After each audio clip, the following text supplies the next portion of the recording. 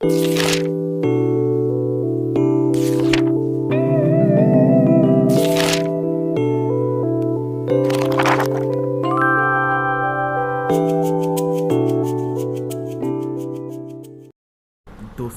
ये प्रैक्टिस के लिए 200 शब्द प्रति मिनट की गति से डिक्टेशन होगी। अगर आप हमारे चैनल पर नए हैं तो चैनल को सब्सक्राइब जरूर कर लें और बेल आइकन को दबाना बिल्कुल भी ना भूलें ताकि हमारी आने वाली सारी लेटेस्ट वीडियो आप तक सबसे पहले पहुंच सके। तो चलिए फ्रेंड्स, देर ना करें, शुरू करते हैं। स्टार्ट। अध्यक्ष महोदय, मानव संसाधन विकास मंत्रालय की मांगों के संबंध में बोलने के लिए मैं खड़ा हुआ हूं।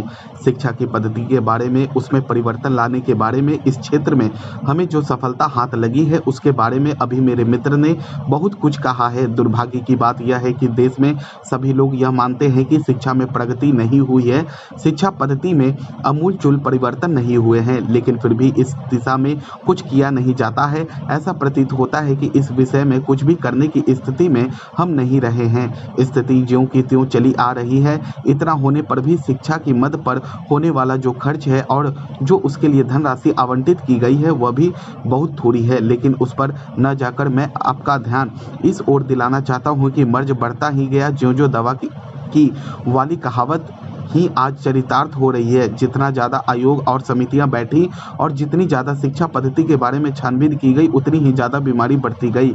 बीमारी का इलाज ना होकर और भी खराबियां पैदा होती गईं। अभी मेरे मित्र ने माननीय मंत्री का ध्यान एक रिपोर्ट की तरफ दिलाया था। इस तरह की बहुत सी रिपोर्टें हैं। सभी सदस्य महोदय भी एक रिपोर्ट का जिक्र कर रहे थे। रिपोर्ट तो बहुत सी प्रस्तुत हुई लेकिन मंत्रालय ने उस पर कभी कार्यान्वयन करने की दिशा में कोई कदम नहीं उठाया। अपनी इस हालत को उन्होंने इसी सदन में स्वयं स्वीकार किया है। अपनी विवशता को उन्होंने स्वयं यहाँ प्रकट किया है। इस विषय पर और अधिक ना कहकर मैं आज के दिन मानव संसाधन विकास मंत्रालय का ध्यान दो विशेष विषयों की तरफ दिलाना चाहता हूँ। पहली बात तो मैं हिंदी के बारे में कहना चाहता हूँ। मंत्रालय का काम हिंदी का प्रसार और प्रचार करना है। हिंदी हमारे देश की राष्ट्रभाषा है। संविधान ने उसको राष्ट्रभाषा का स्थान दिया है, लेकिन हिंदी को वह स्थान अभी तक भी ठीक से प्राप्त नहीं हुआ है। इसके कई कारण हो सकते हैं। एक कारण हिंदी प्रेमियों का अधिक उत्साह हो सकता है। दूसरा, दलगत राजनीति से प्रभावित होकर राजनेताओं का भाषा के बारे में अपनाया गया दृष्टिकोण हो सकता है। महोदय, जो यह बजट प्रस्तुत हुआ है वह देश का एक ऐसा नया चित्र उपस्थित करता है जो चित्र उन्माद का है, आशा का है, सफलता का है। इसमें नए कर ज़्यादा नहीं लगाए गए हैं और जो थोड़े से कर लगाए भी गए हैं वे इस ढंग से लगाए गए हैं कि सभी लोगों पर उसका बोझ पड़ता है। इससे भी उनको निराशा हुई। दूसरी बात जिससे उनको निराशा हुई है यह है कि 1-2 वर्ष देश को लेन देन के मामले में कठिनाई का सामना करना पड़ा था। योजना को कठिनाई में पड़ा था, वह कठिनाई दूर हो गई है और मैं सदन की तरफ से उन देशों को धन्यवाद देना चाहता हूं, उन देशों के प्रति आभार प्रदर्शित करना चाहता हूं जिन्होंने हमारी इस कठिनाई को दूर करने में आगे बढ़कर हाथ बटाया है। मेरे मित्रों को इससे निराशा हुई है कि विदेशी सहायता बहुत ज़्यादा और तेज़ी से पहुंच रही है और हमारी जो कठिनाई दूर हो गई है इससे उनको परेशानी हुई। कम्युनिस्ट इसलिए भी परेशान है कि पिछले 1-2 वर्षों में देश की पैदावार बहुमुखी ढंग से बढ़ी है, औद्योगिक पैदावार बढ़ी है। यह उनके लिए निराशा का कारण बना है।